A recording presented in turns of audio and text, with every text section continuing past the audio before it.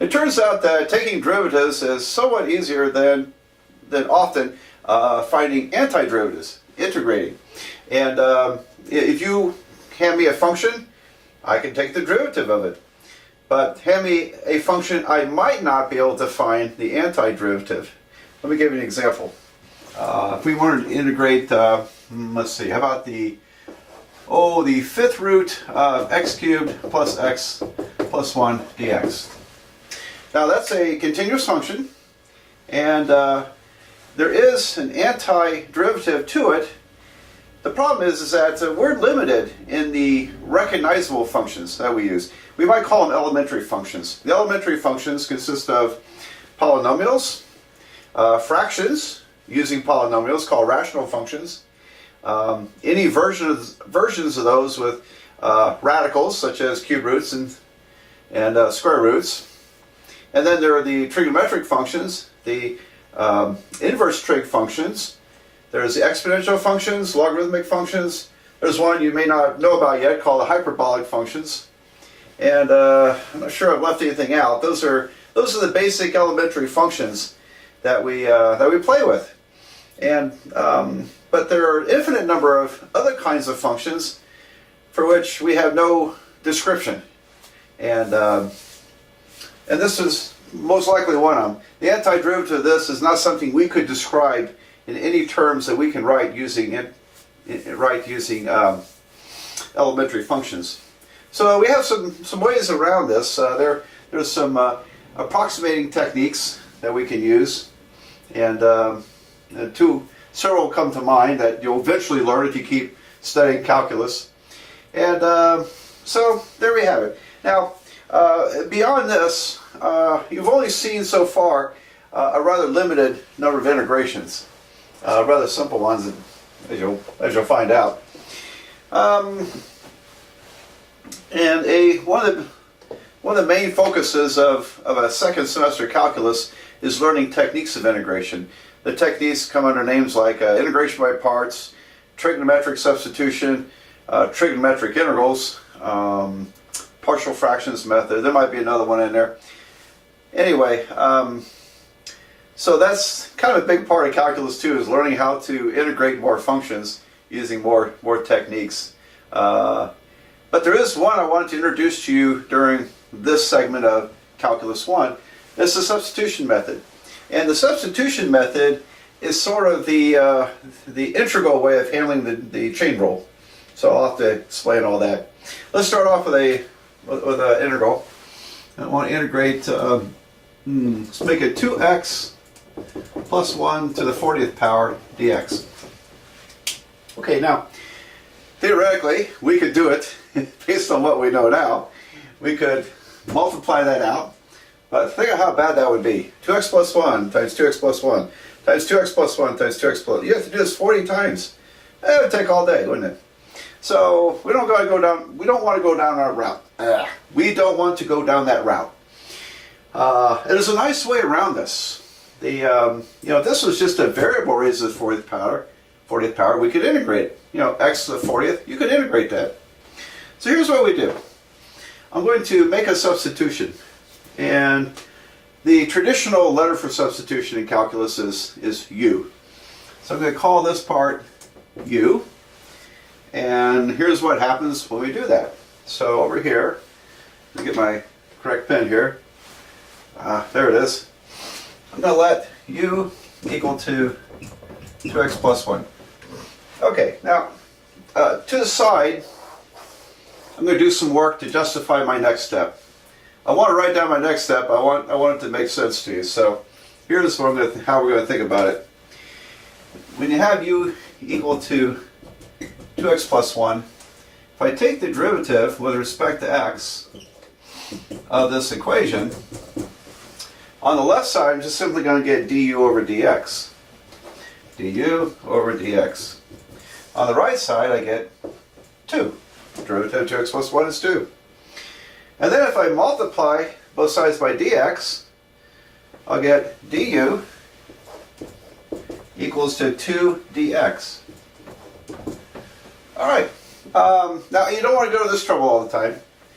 the way to think about this, when I set up my substitution variable, u equals 2x plus 1, I want to take the differential of both sides. du is the differential of 2x plus 1. Well, the differential is like taking a derivative.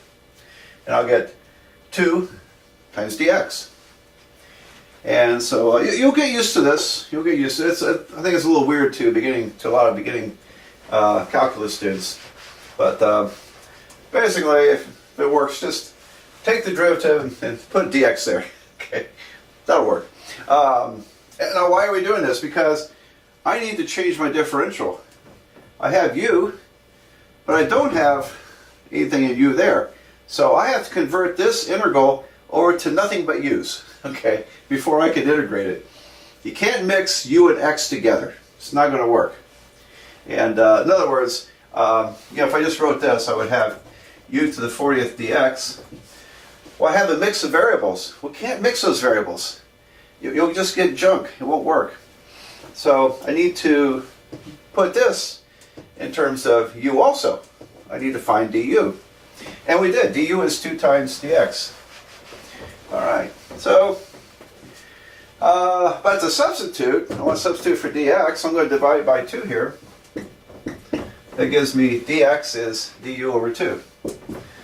So I end up with, here's what I want to do. I like to, when I have a constant, I like to bring it outside the integral. So that's a 1/2. There's a 1/2. Okay. And then what's left is u to the 40th times du. So I have du divided by 2 was what dx was. And then this became u to the 40th. And now look at that. That's easy, isn't it? We can integrate this. This will be 1/2 u to the 41st power divided by 41, which is u to the 41st over 82. Great. And we're not done because we start off with x, let's end with x. So I need to resubstitute back for u, and that gives me an answer of 2x plus 1 to the 41st power divided by 82, and then plus a constant. Don't forget that plus c. Okay, so there we go. This equals to that. And so that's sort of a quick introduction to the substitution method. I have a number of examples to follow this and to get you used to this, but I do want to really impress on your mind, substitution only works when you totally change all the original variable over to the new variable. You can't have a mix of, say, x's and u's in there. It's just not going to work at all. All right. Now, I want to show you one other thing. So I'm going to transfer this up here. I'll erase a little bit and I'll be right back. So here was my integral. There's my answer. I'm going to check my answer. The nice thing about integration is that we can check our answer. And so check. Now it's not so easy to check derivatives, but you can check integrals because I'm going to take the derivative of the right side with respect to x, 2x plus 1 to the 41st power over 82 plus c. Alright, so I take the derivative of this mess. I get 41 times 2x plus 1 to the 40th power, and then and it's over 82. But there's also the chain rule times the derivative of 2x plus 1. There we go. So 41 parentheses to the 4th power times the derivative of the inside of the parentheses, that's the chain rule, and then divide by 82. And what happened to c? Well, it's a constant. Derivative of just a number is going to be 0. All right. Well, there's that's the chain rule. And the point I wanted to make is that substitution method is sort of a way of handling the chain rule in reverse, because this derivative is 2. And you remember we had, let me see, it was du was equal to 2 dx.